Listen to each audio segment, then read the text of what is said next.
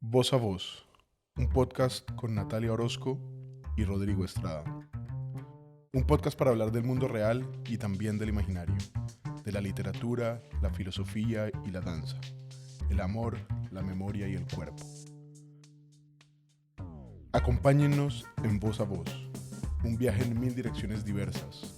Cada episodio un nuevo relato, una nueva aventura. Recuerden escucharnos en Spotify, Apple Podcast o en su plataforma de preferencia. Bienvenidos a este episodio.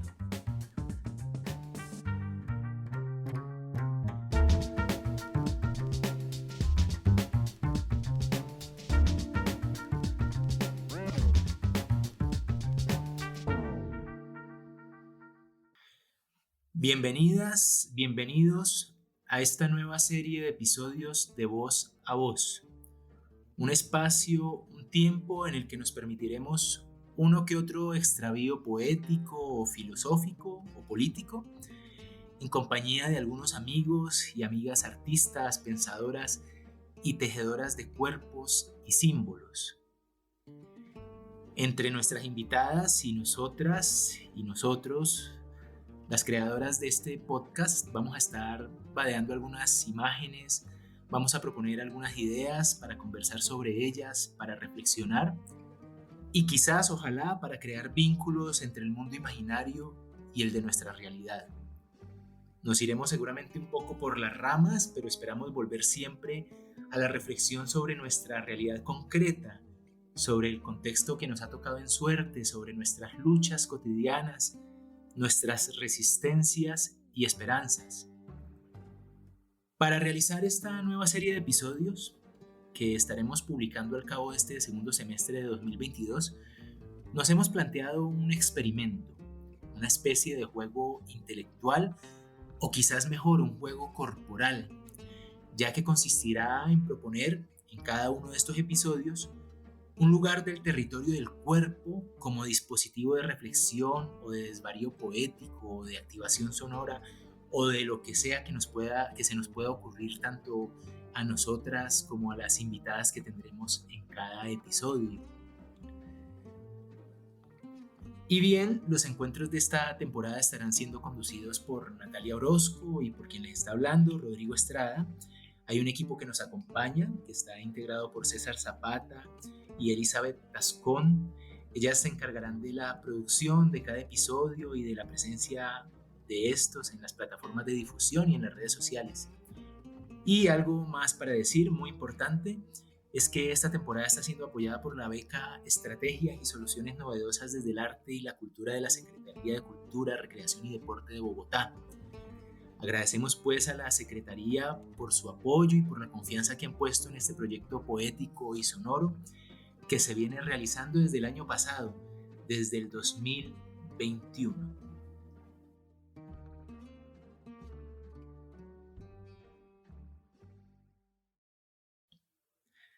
El año pasado estuvimos haciendo una serie de entrevistas a colegas, artistas escénicos, filósofas, escritores, etc.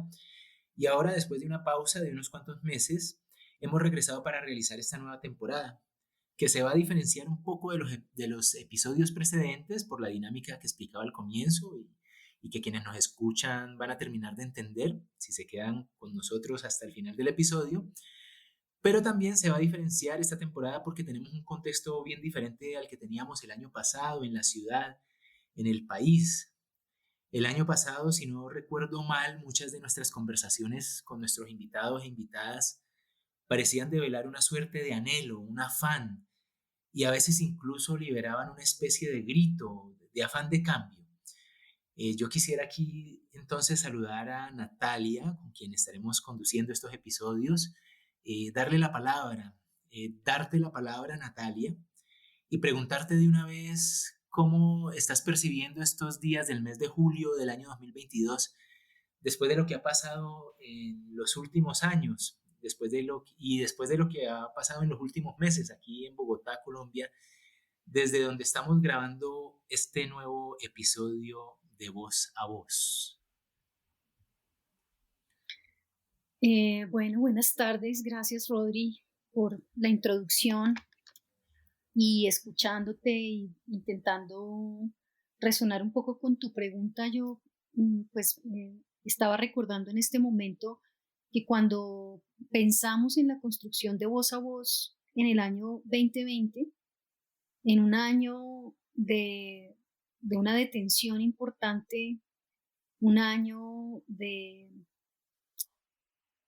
suspensiones que nos hicieron muchas preguntas y que de allí surgió este programa, ¿no? Como una manera de seguir fabulando maneras distintas de estar en contacto, de habilitar la conversación sobre eso que nos interpela, que hacemos, que incluso va más allá de lo que hacemos. Eh, y justo como tú lo mencionas, empezamos estas conversaciones en el 2021 y ese año 2021 fue un año, particularmente en Colombia, un año, diría yo, como el año del grito, ¿no? El año donde la voz tuvo que salir y tuvo que salir de manera colectiva, singular, enunciando tantas y diversas gritos por la vida. Y yo creo que hoy, julio del 2022, este podcast se encuentra con un momento local y que tiene que ver mucho con soltar el aire, con darle lugar a la posibilidad de, de nuevas y posibles maneras de imaginar nuestro estar. Yo creo que esa sería como una manera de poder responder a tu pregunta, teniendo presente un poco el recorrido de este podcast Voz a Voz. Bueno, Natalia, pues muy bien, sin más entonces, iniciemos este nuevo ciclo de Voz a Voz, démosle paso a este nuevo programa. Hoy vamos a estar reflexionando sobre un lugar del territorio del cuerpo humano que es los pulmones. Y para reflexionar sobre los pulmones, vamos a hacer una serie de apuestas poéticas en compañía de las invitadas del día de hoy, que son Juana Ivanasca Salgado y Beatriz Elena Martínez. Bienvenidos entonces a este nuevo episodio.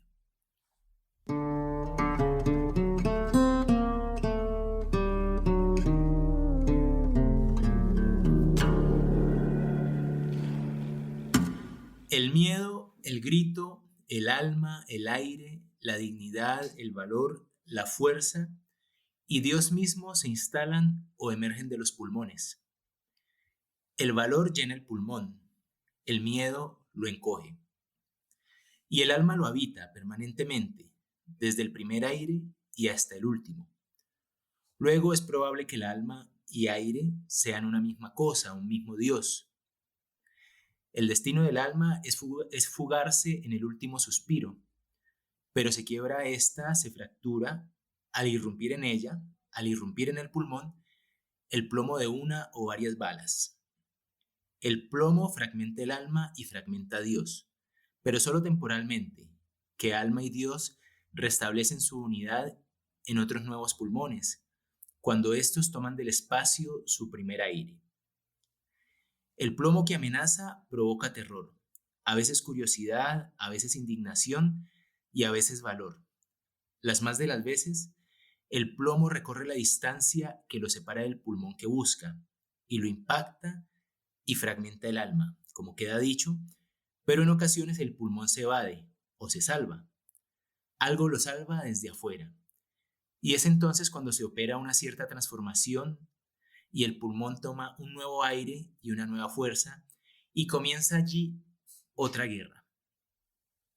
Al pensar en los pulmones, por alguna razón, pensé en el pelotón de fusilamiento. Pensé en aquel instante fatídico en que un condenado es amenazado por las balas y pensé en lo que éstas podían hacerle al pulmón. Tarrou, en La peste de Camus, lo explica muy bien. Le dice a su amigo el doctor Rieu: ¿ha visto usted fusilar a un hombre alguna vez? No, seguramente eso se hace en general por invitación y el público tiene que ser antes elegido. El caso es que usted no ha pasado de las estampas de los libros, una venda en los ojos, un poste y a lo lejos unos cuantos soldados. Pues bien, no es eso. ¿Sabe usted que el pelotón se sitúa a 1,5 metros del condenado? ¿Sabe usted que si diera un paso hacia adelante se daría con los fusiles en el pecho? ¿Sabe usted que a esta distancia los fusileros concentran su tiro en la región del corazón y que entre todos con sus balas hacen un agujero donde se podría meter el puño? No, usted no lo sabe porque son detalles de los que no se habla. El sueño de los hombres es más sagrado que la vida de los apestados. No se debe impedir que duerman las buenas gentes. Bien, un agujero en el corazón es un agujero en el pulmón izquierdo. Es ahí donde apuntan los fusileros. Miles o cientos de miles o millones de hombres y mujeres a lo largo de la historia de la pólvora han recibido este impacto en la región del tórax. Cuando los tiros son certeros, el alma sufre una fractura inmediata. El trayecto del plomo dura un instante, pero en el instante cabe también el infinito, o un tiempo considerable. Jaromir Hladik, en El milagro secreto de Borges,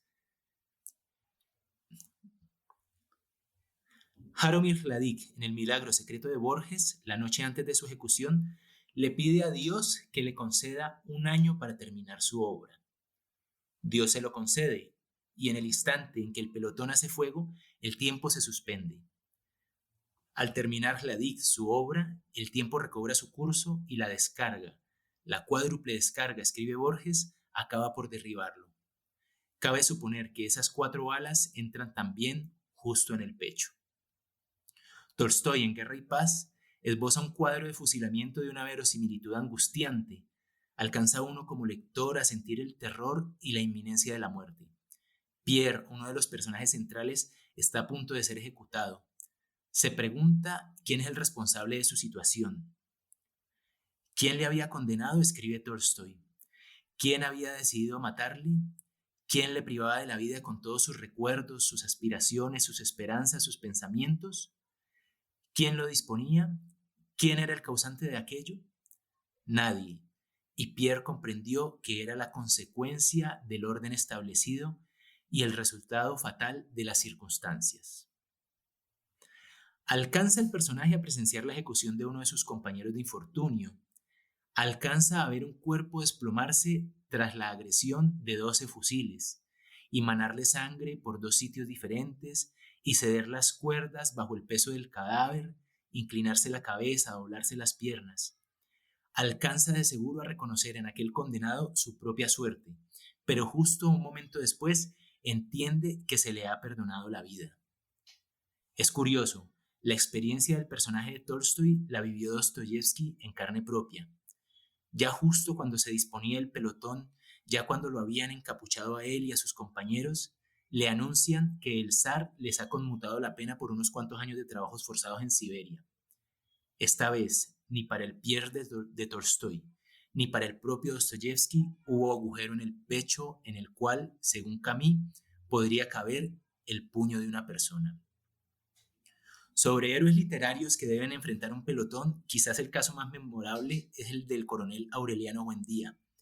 La novela de García Márquez, todos lo recordamos, comienza. Muchos años después, frente al pelotón de fusilamiento, el coronel Aureliano Buendía había de recordar aquella tarde remota en que su padre lo llevó a conocer el hielo. García Márquez anuncia un escenario terrible, pero de inmediato nos cambia el paisaje, nos lleva hasta el origen del mundo y nos embruja con la historia de la familia y del pueblo del coronel. Luego, poco a poco, va preparando el terreno para regresar a aquel momento paradigmático, el del héroe enfrentándose al rigor de los fusiles. Es allí, ya frente al pelotón, cuando Aureliano expresa aquellas palabras de indignación que en murmullos le salen con toda fuerza de los pulmones. Tanto joderse uno, tanto joderse para que lo maten a unos 6 maricas sin poder hacer nada. Es allí también cuando recuerda con los ojos cerrados el momento en que su padre lo llevó a conocer el hielo. Y es allí cuando un instante después sucede también lo inesperado. Cuando oyó el grito, escribe García Márquez, creyó que era la orden final al pelotón. Abrió los ojos con una curiosidad de escalofrío, esperando encontrarse con la trayectoria incandescente de los proyectiles, pero solo encontró al capitán Roque Carnicero con los brazos en alto y a José Arcadio atravesando la calle con su escopeta pavorosa, lista para disparar. No haga fuego, le dijo el capitán a José Arcadio. Usted viene mandado por la divina providencia. Allí empezó otra guerra. Esa otra guerra que empieza en 100 años de soledad es quizás también esta otra guerra u ojalá esta otra paz que está tratando de emerger en este país. Hace un año la sociedad colombiana, sobre todo la juventud colombiana, debió enfrentarse a un pelotón de fusilamiento no menos cruento, no menos efectivo que los descritos hasta aquí. Se trataba de un pelotón en desbandada, de un poder disperso que en todo caso estaba descargando sobre una población condenada toda la furia de su plomo, sus gases y sus metales. Parte de esa población pudo evadirse, pero un número considerable de jóvenes fueron cayendo por los golpes que sufrieron en sus rostros, en sus cráneos y por supuesto también en sus pulmones. Balas y otros metales impactando el pulmón, gases penetrando en ellos, asfixiándolos, envenenándolos y tratando de cohibir un grito que emergía de ellos. Un grito que al final de cuentas, según parece, acaba de sobreponerse sobre la furia y el rigor del pelotón. Una voz plural que acaba de manifestarse. ¿Qué creen ustedes? Nos hemos evadido, al menos por ahora, del rigor de esta larga ejecución.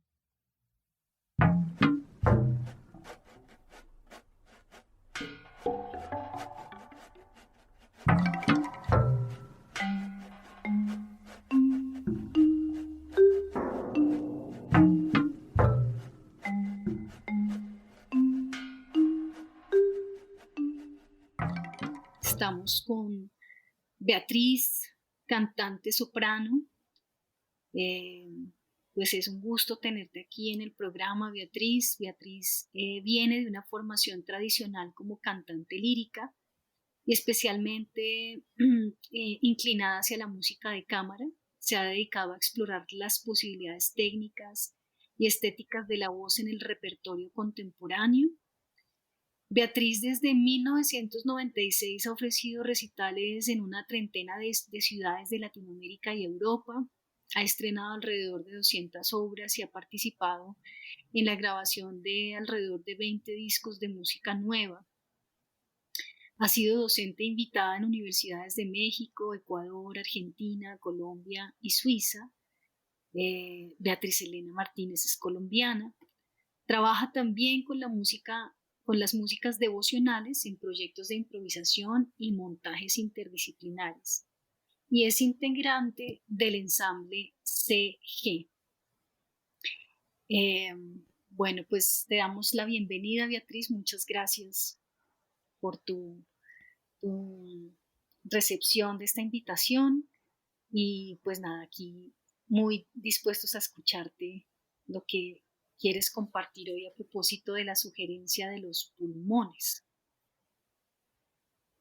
Muchas gracias a ustedes por la invitación, que siempre es un regalo para uno, que lo pongan a pensar y a mirarse y a ver qué se mueve adentro con esas provocaciones.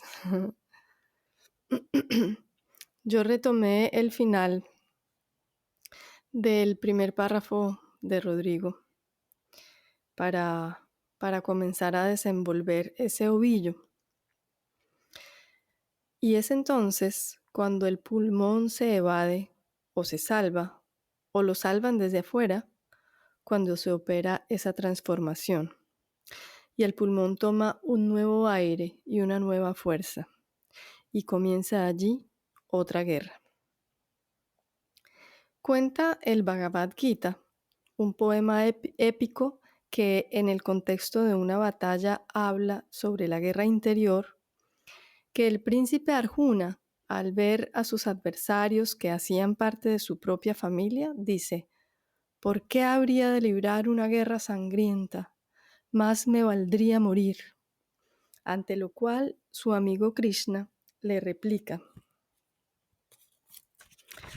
tus palabras tal vez parezcan sabias, pero el sabio auténtico no se apena por los vivos ni por los muertos. Jamás hubo un tiempo en el que tú o yo o cualquiera de estos reyes y soldados no hayamos existido, ni habrá jamás un tiempo en que cesemos de existir. Solo el cuerpo es mortal, solo él llega a su fin. El Atma, la fuerza vital que yace en él, nunca llega a su fin, es inmortal. Lucha pues, oh guerrero. He sido profesora de canto por muchos años, practicante de yoga, estudiante de danza contemporánea, cantante de música experimental y performance, peregrina del camino devocional, hija, hermana, amiga, amante. Relataré mi biografía en 7 respiraciones, comenzando por mi nacimiento. Inhalo y lleno el aire con mi voz, que es mi grito y es mi canto, mi protesta y mi oración. Inhalo y nombro el mundo. Lo invento o lo reconozco. Inhalo y hago silencio.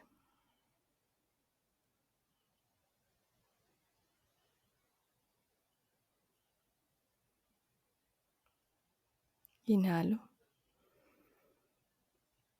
Profundo.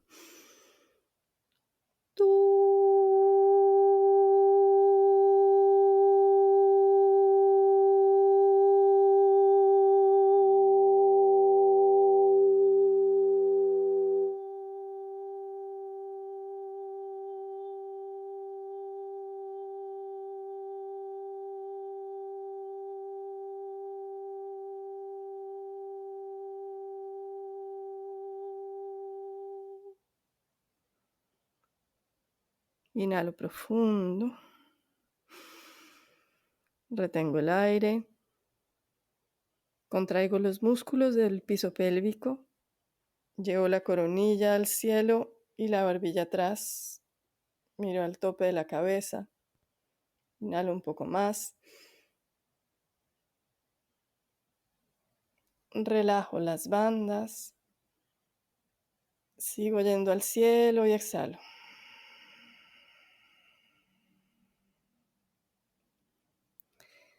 Inhalo y pienso, ilala, solo Dios. Exhalo con la mente en silencio. Inhalo. Profundo. Para llenar mis pulmones del olor de mi manada. Mis pulmones. Un milagro. Qué belleza. Ellos ocupan el espacio que las costillas y el diafragma dispongan para ellos. Como en la danza contacto. Si no me entrego, el contacto nos duele. O como en el amor. Saber que tú sabes, que yo sé que tú sabes, que yo sé. Tus brazos alrededor de mis costillas alrededor de mis pulmones. Soporte, libertad, fuerza. Un abrazo de confianza. Los músculos del canasto de las costillas las mueven hacia afuera y los pulmones vuelven a cumplir su hermoso destino de traer al maestro. Pavan Guru es como se le llama al aire en la tradición Sikh del norte de la India, porque cada respiración es una nueva oportunidad para comparecer ante el Maestro, es decir, para estar aquí, presente, percatándome de la vida que me está sucediendo. La otra alquimia de los pulmones aún es esa que en el yoga equivale a la de la piel y el intestino grueso, que nos permiten la nutrición y la eliminación. Ahora se me antoja esta como una metáfora mística. Inhalo y aparezco. Exhalo y muero. Inhalo y vuelvo a nacer. Exhalo y estoy dispuesta a desaparecer. Inhalo en la presencia de Dios. Exhalo y me desintegro. Un hombre persa de unos 45 años canta Nessun Dorma. Es su primera aria de ópera. De repente, sin previo aviso, mi corazón se rompe y se vuelve río de lágrimas. ¿Qué es lo que trae esa voz? Desde allá, desde sus pulmones. ¿Y a dónde es que llega? ¿Qué es lo que toca acá, en el centro de mi pecho, entre mis dos pulmones? Profe, ¿y cómo hago para que el aire me alcance? Pues como cuando chiquitos, como cuando uno apostaba con los primos a ver quién duraba más diciendo palabras sin volver a tomar aire. Así, con las costillas como queriendo llenar un chaleco que les queda grande. Aunque pensándolo de esta manera es más bien como parecerse cada vez más a la propia alma, acercarse a ella. O como dice el Islam, conócete a ti mismo y conocerás a Dios. Cuenco soy y parte del cuenco, vientre de mi corazón a mis entrañas, hija de este amor y madre del hijo que Dios haga entre los dos. Cada mañana regreso del sueño y entro en un abrazo por fuera y por dentro. Pavan Guru, aire maestro, camino y caminar desde el centro del tiempo. Abraza mi cuerpo, a mi alma, o es el manto de amor que tu amor me prodiga, o es una caricia de las manos de Dios. He sido rama y flor de árboles que se fueron, y alimento seré de los que están viniendo. Hoy soy perfume, sombra y jugo, y también pájaro y hombre que encuentra refugio.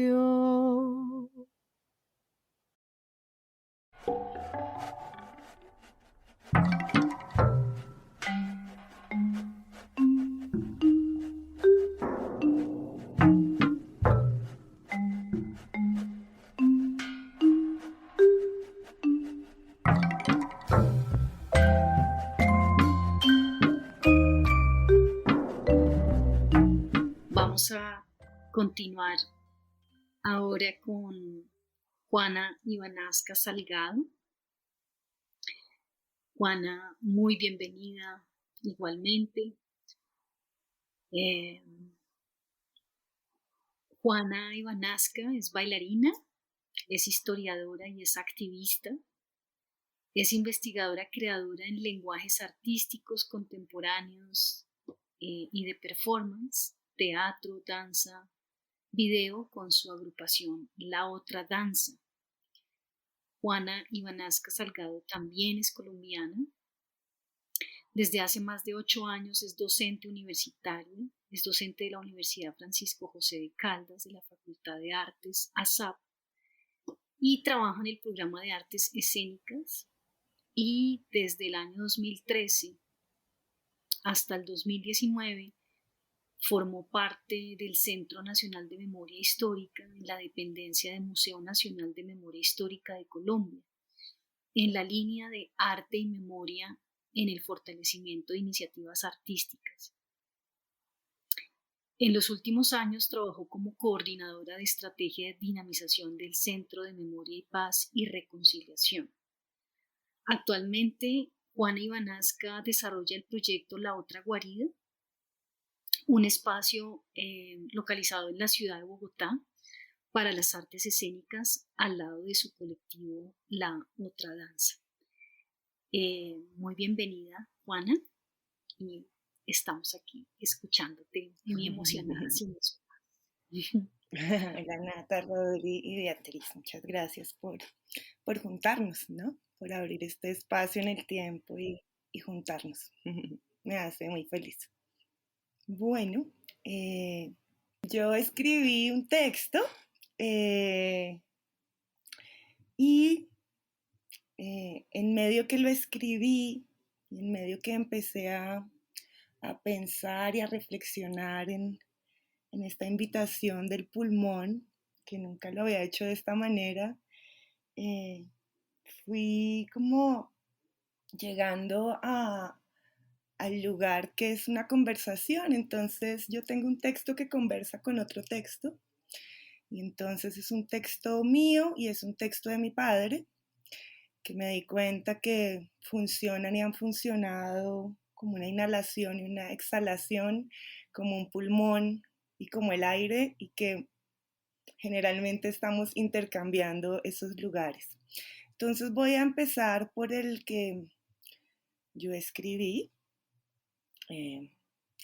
Entonces se llama La búsqueda de los sentidos, una búsqueda incesante de metáforas.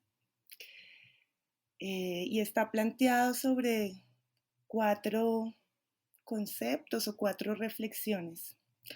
Una primerísima, que creo que es transversal en esta relación de conversación entre inhalar y exhalar, entre aire y pulmón, todo lo que sucede para que estemos vivos, es el futuro. Entonces escribí: pensar en el pulmón me lleva inevitablemente a pensar en el futuro. He pensado mucho y sobre todo contradictoriamente en él. Pero últimamente ando pensando que el sentido de la vida está asignado en una construcción de un futuro que no está mediado por la esperanza, sino por la imaginación. Entonces me gustaría hablar del pulmón como un dispositivo que permite imaginar, porque en su dimensión espacial, rítmica y temporal realiza algo muy cercano a la magia: intercambia una cosa por la otra. Es un tiempo extraordinario, casi que imperceptible, simultáneo y transformador, que bombea permanentemente nuestra imaginación. La imaginación de futuros próximos y lejanos de alguna manera asigna y le da sentido a la vida. La idea de construir, de hacer algo juntos, de dar, de intercambiar, es un trueque. 2. El lugar del viaje. Todo aquello que ha sido un lugar de transformación e intercambio, el viaje. Viajar implica una ida y una vuelta, un traslado, un desplazamiento, un movimiento. Uno se desplaza, llega y retorna, y en esos 3 actos sucede la vida. tenemos pequeños viajes diarios, el de hacer el café, o grandes viajes. He pensado en 2 viajes de pulmón, mis 2 viajes con destino a los pulmones. Han sido 2, como los pulmones, han sido en 2 países latinoamericanos ambos. Han sido 2 extremos, al norte y al sur, tan diferentes y lejanos, tan similares y cercanos. En los años 2000 sucedió algo revelador que desató que el aire se dinamizara. Viajar a Venezuela movilizó mi imaginación al poder de alguna manera ver reflejado el sueño de una pérdida. Me encontré con mi padre, mi memoria, la política, la danza y la vida. Viajar a Argentina completó mi visión, algo se encendió en mí y permitió emerger las decisiones y con ella una voz. 3. El movimiento. El aire. Antes de ser bailarina fui gimnasta, fui porrista de Millonarios. La sola frase me hace erizar, es en sí misma una contradicción y rebeldía a los valores más izquierdistas radicales de mis padres. De hecho, nunca me fueron a ver bailar, ni hacer pirámides, ni saltos mortales. Yo jugaba a la inmortalidad. Llegué a la danza, herida de muerte, pero no asfixiada. La escuela de danza muchas veces fue mi pulmón. La danza muchas veces fue el aire. Entre las dos fueron refugio. La danza me permitió la construcción simbólica de las historias indecibles, las historias perseguidas, las historias desaparecidas. Fueron mi híbrido mestizo, mi viaje interno. Busqué entre sus formas refinadas y estilísticas el carácter más primigenio de mis memorias, mi propia escucha, mi lectura de las circunstancias. Encontré la dignidad y encontré la síntesis. Ahora me he movido más, mi creación ha cambiado, pero sobre la base de lo que aún en mí continúa. 4. Lo efímero, la vida y la muerte. Como relato de la vida en el espectro del tiempo, la respuesta más efímera, la parte más sensible de nuestra naturaleza, llena de nuevas y viejas sensaciones, una imagen inacible, es lo permanente e inevitable, es la memoria y el olvido, inhalar y exhalar. Cuando pienso en el movimiento se me vienen memorias individuales y colectivas. Es un impulso, es una suspensión, es una emoción, como trayectorias, como bocanadas, como vapores, como transparencias. Lo invisible, el otro espacio, es un subtiempo, sacarle tiempo al tiempo, es una revelación de un sentido, es revelador de un estado, es un punto de unión, un aviso, un unísono, la memoria, la desaparición, la ausencia. Un soplo, un pulmón es un apoyo, los pulmones son una pareja, es un partner, es un dueto. ¿El viento será la respiración de quién? ¿La exhalación de lo más divino? ¿Será un suspiro? ¿Será un sollozo? ¿Será un aliento? ¿Y entonces qué es la muerte? En este mundo de sentidos de futuro distópico, tener pulmones y respirar es una determinación tenaz. Es una incesante lucha de caer y levantarse, de cortar el aire, de asfixiarse, contener y liberar, recobrar el equilibrio y volver a caer. Eso lo entendemos muy bien los bailarines, así como el actor entiende el conflicto como el movimiento, la búsqueda permanente de contrarios. Árbol y tronco de mi vida. Entonces, Ay, ahora no los veo.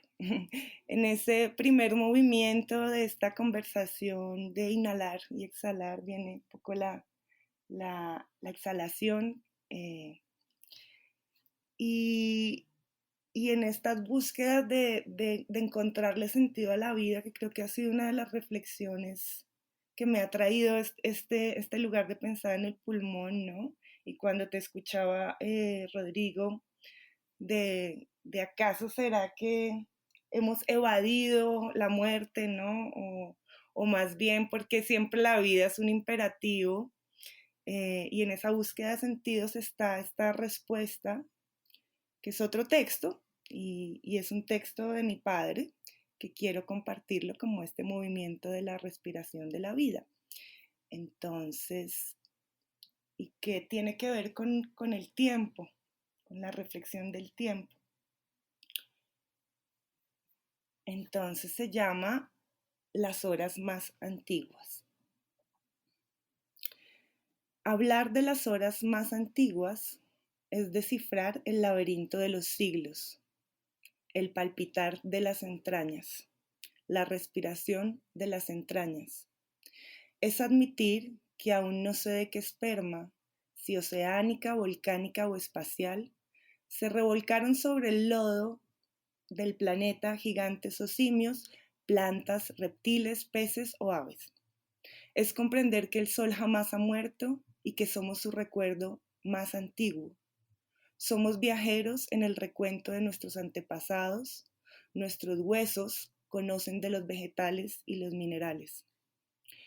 Hablar de las horas más antiguas es descubrir que la tierra tiene sabor a lecho y a miel, y que los dioses gemelos se mueren al atardecer como si el sol fuera su padre rojo. Es recorrer nostalgias de naranjos en las montañas del ayer y luego en atardeceres. Nuestro ritmo es el pulso del universo, así como la sangre es el fruto del equilibrio.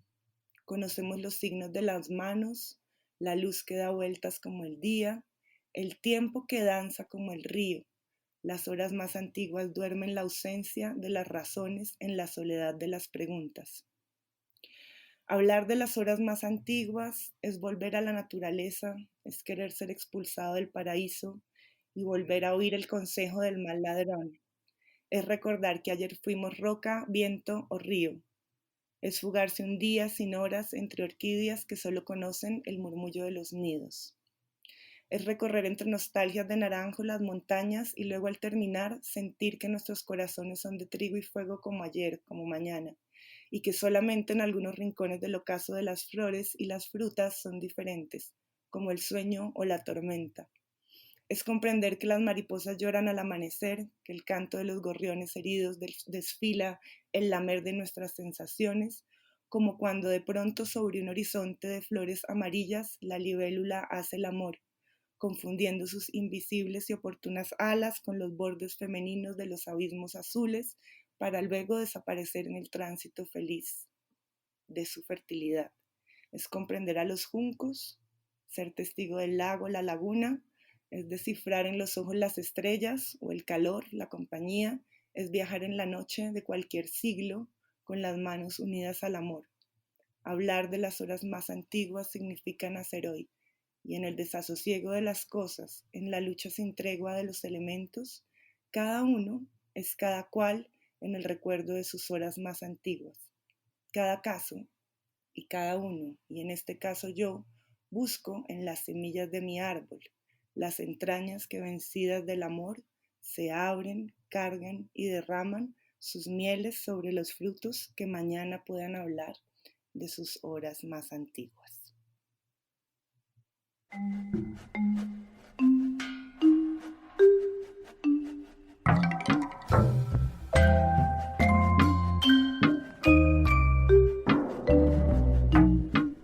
Quisiera como, no sé, de pronto para mover un poco, movernos un poquito juntas, juntos,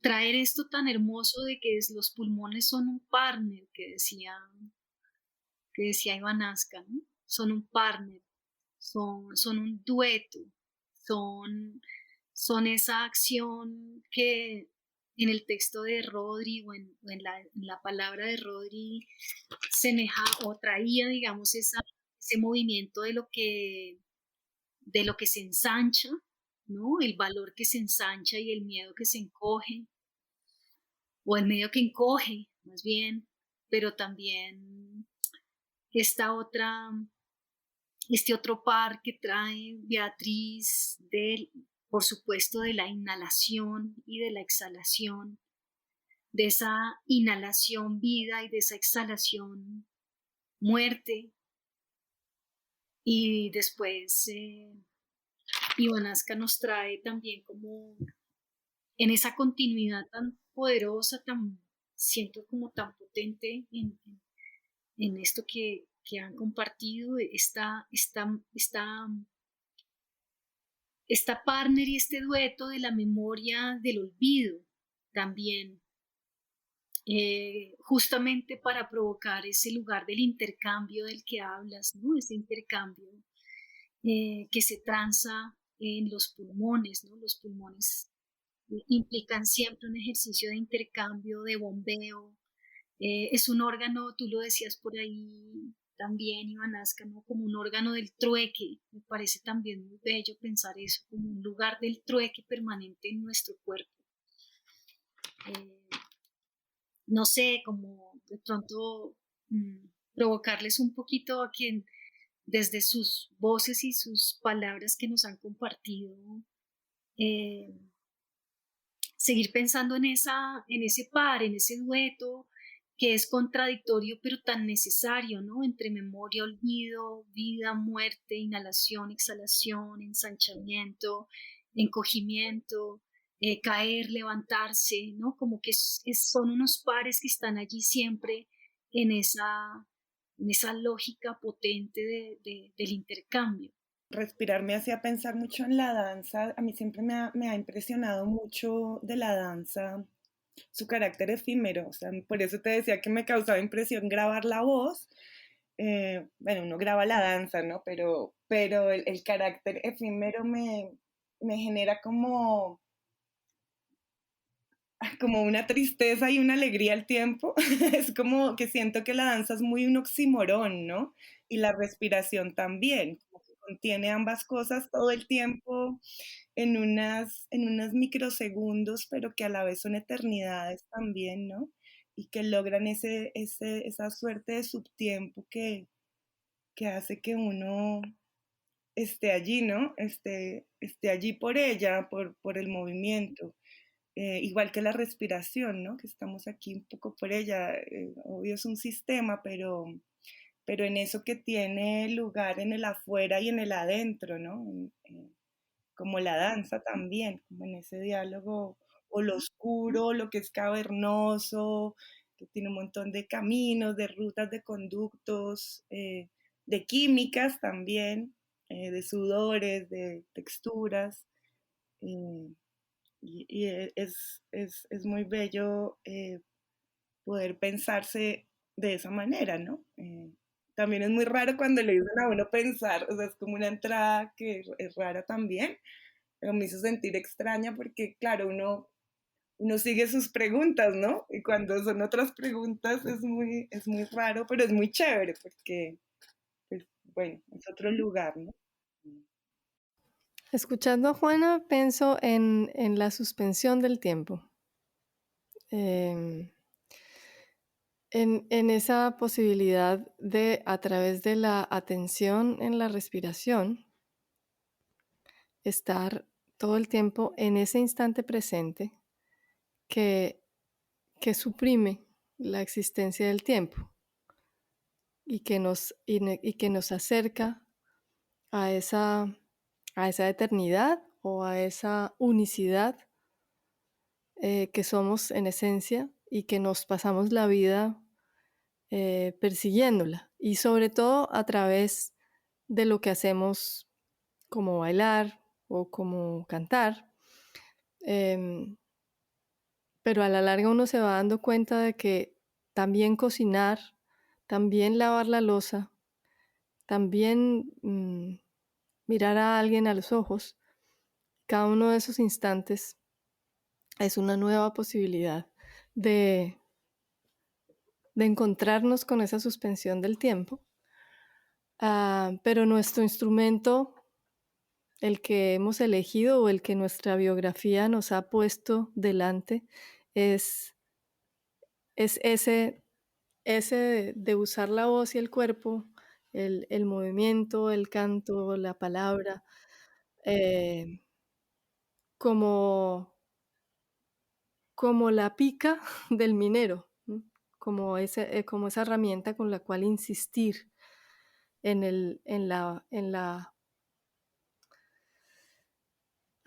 ese intento de volverse a encontrar con ese instante en el cual el tiempo queda abolido por la presencia. A mí me llama mucho la atención que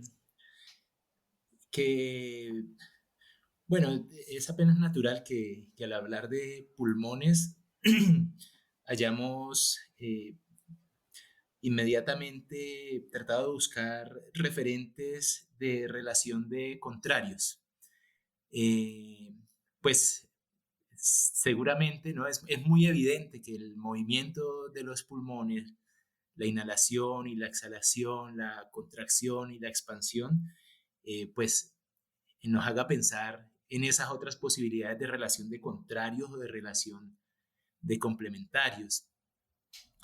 Y también está como muy interesante pensar que en ese cambio de una cosa a la otra, pues es ahí donde al parecer opera esa suspensión temporal, ¿no? Y en esa suspensión temporal hay también el cambio, ¿no? El cambio entre una cosa y la otra. Y ese cambio a veces está hablando como de cambios fundamentales, ¿no? En mi caso, eh, claro, hubiera podido también, seguramente si me hubiera dejado llevar, habría pensado como en cambios cósmicos, ¿no? En cambios muchísimo más de dimensiones mucho mayores, pero por alguna razón estaba pensando en ese momento tan sutil que es el cambio, los cambios políticos o los cambios sociales o los cambios también que se pueden dar en una biografía, ¿no? En una misma persona, después de un momento de gran tensión, en donde luego hay una especie de liberación, ¿no? Y lo que puede pasar en esa liberación, lo que puede conllevar esa liberación, eh, es sobre todo la pregunta que yo quería ahí dejar instalada, ¿no? Como qué pasa después de esa amenaza o ese momento de inminencia en donde probablemente vaya a haber una ruptura definitiva, pero en ese momento pareciera que pudiéramos tener como un nuevo aire. Yo por eso empecé mi escrito con el futuro, porque siento que estamos con el futuro y no con la esperanza, sino con la imaginación. Creo que fuimos una sociedad, estamos siendo una sociedad que se atrevió a imaginar un futuro y que generó unos cambios semióticos, simbólicos muy importantes. Lo que sucedió estos años en el país fue de una belleza semiótica increíble, en el sentido de poder salir a poner el cuerpo en la calle, ¿no? De poder ser una respiración colectiva después de haber tenido una acumulación muchísimos años de individualidades cargadas de miedo. Ese perder el miedo también es soltar el aire, ¿no? Ahí lo expresabas tú también en tu escrito, tú lo referías como el grito también, caminar juntos, gritar juntos, cantar juntos, movernos juntos, ocupar con el cuerpo la calle, decir lo que teníamos atragantado tanto tiempo y decirlo sin, sin el temor de que te puedes morir, o más bien con el ya no importa que me muera, porque es más importante decirlo en este momento. Y no solo sentirlo desde ciertos sectores, sino de una sociedad que creo que de a muy poco, tal vez para mí, criterio demasiado lento, va entendiendo, va teniendo cada vez más elementos de comprensión pues de lo que es injusto, ¿no? De lo que es injusto. De los mínimos de la justicia, de los mínimos de la justicia, porque obviamente estamos intersectados pues con un sistema económico y cultural, ¿no? Pero sí creo que en esto del pulmón y de la respiración estamos en un momento muy sui generis de nuestra historia como país y se siente un respiro, ¿no?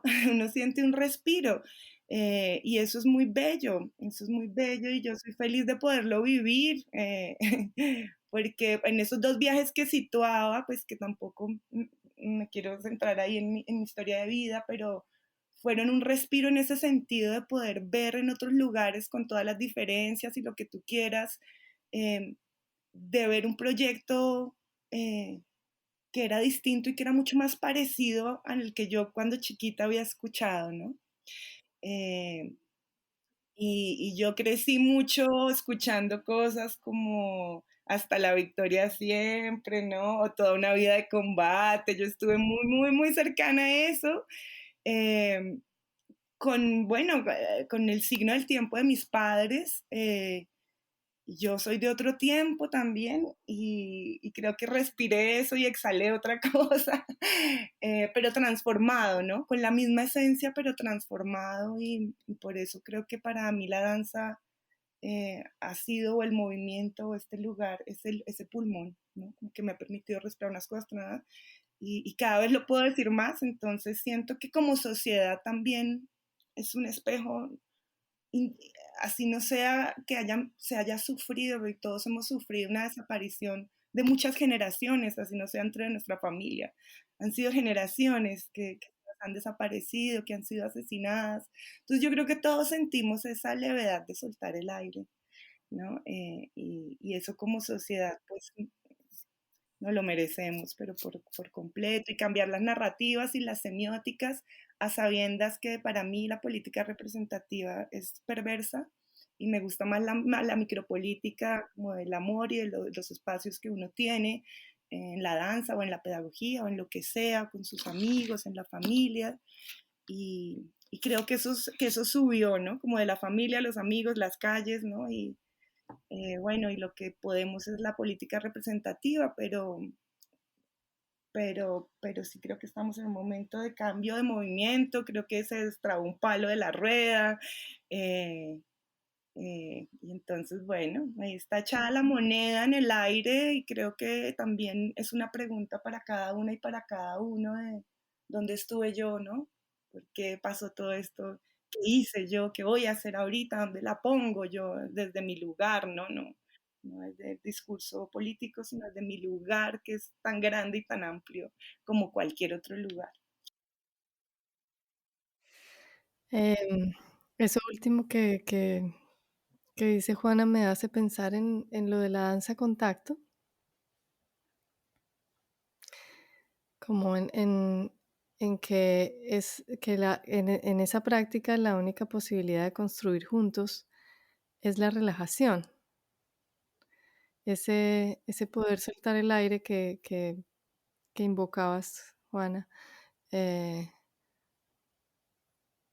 o como yo lo llamaría como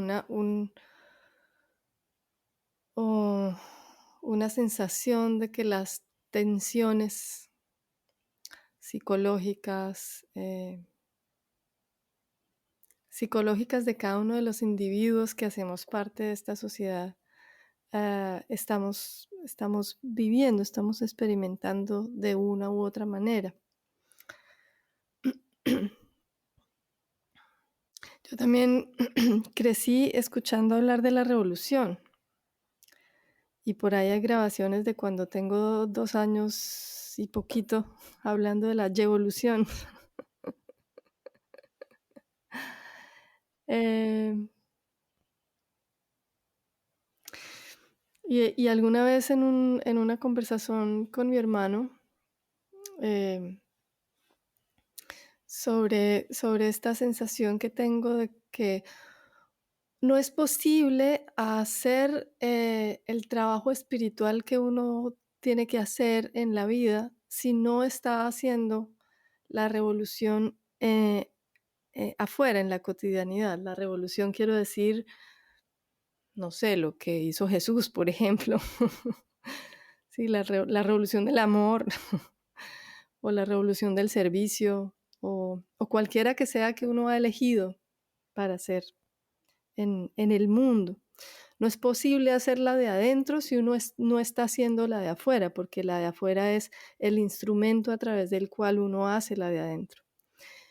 Pero tampoco es posible hacer la revolución de afuera si uno no está haciendo la revolución de adentro. Y esa es la esperanza que para mí significa este momento que estamos viviendo. La esperanza de que en cada uno de los individuos de la sociedad, desde su lugar, estén sucediendo esas dos revoluciones, interna y externa, o si la de hacia otros y la de hacia uno, a la par, para que ambas estén seguras, digamos, para protegerlas la una con la otra. Ese día yo escribí una cosa que de pronto les leo, por si acaso cabe. Son las 12 de la noche. Me levanto a ver si ya hay resultados. En Colombia son las 5 de la tarde. Lo leo y no lo creo. En mi casa todos duermen. Regreso a la cama y me demoro en dormirme tratando de imaginar la celebración sin lograrlo. Qué extraño se siente.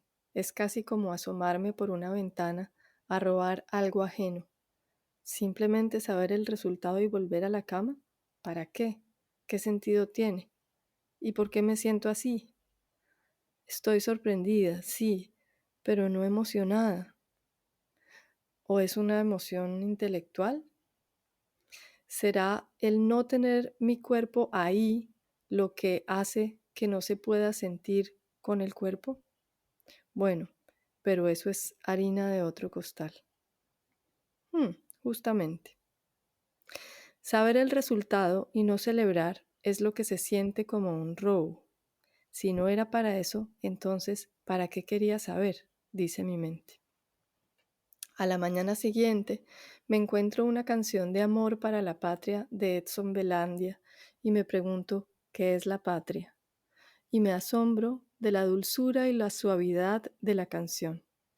Qué manera de celebrar tan verdadera, me digo, y comprendo que la celebración, como el performance de una fiesta, viene del deseo de engendrar, de parir, de generar algo nuevo y bello con esa alegría que uno tiene. Es el deseo de heredar, de compartir, pasarle a otro un poquito de esa vitalidad que ha nacido dentro de uno. Si la celebración es el impulso de florecer la vida, entonces la creación es una celebración en sí misma. Florecerla y querer celebrar al verla florecida es la fuerza de la que se trata la vida. Y pienso también, la plegaria y la alabanza son esa misma celebración.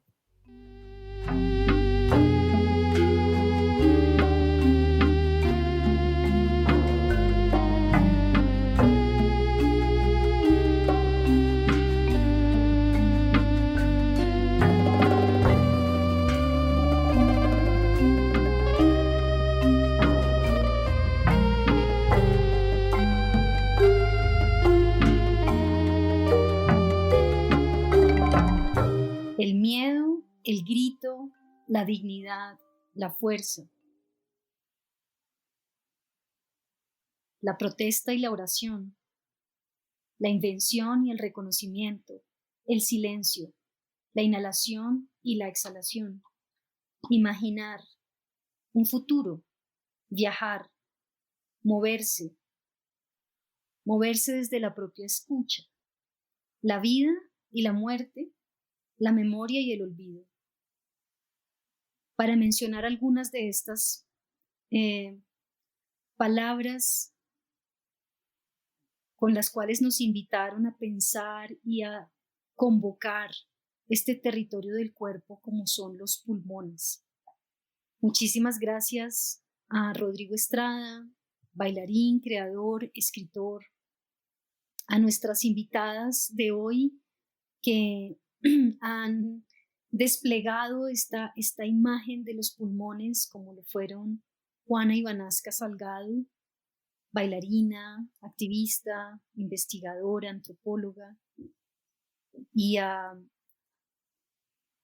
Beatriz Elena Martínez, cantante soprano, que ha estado muy cercana a muchas otras de las prácticas interdisciplinares de la danza, del performance, de la escena en general. Les esperamos en un siguiente episodio donde estaremos provocando una siguiente conversación y una siguiente fabulación, atendiendo a otro territorio del cuerpo. Muchísimas gracias. Esperamos su atención en el próximo episodio de Voz a Voz.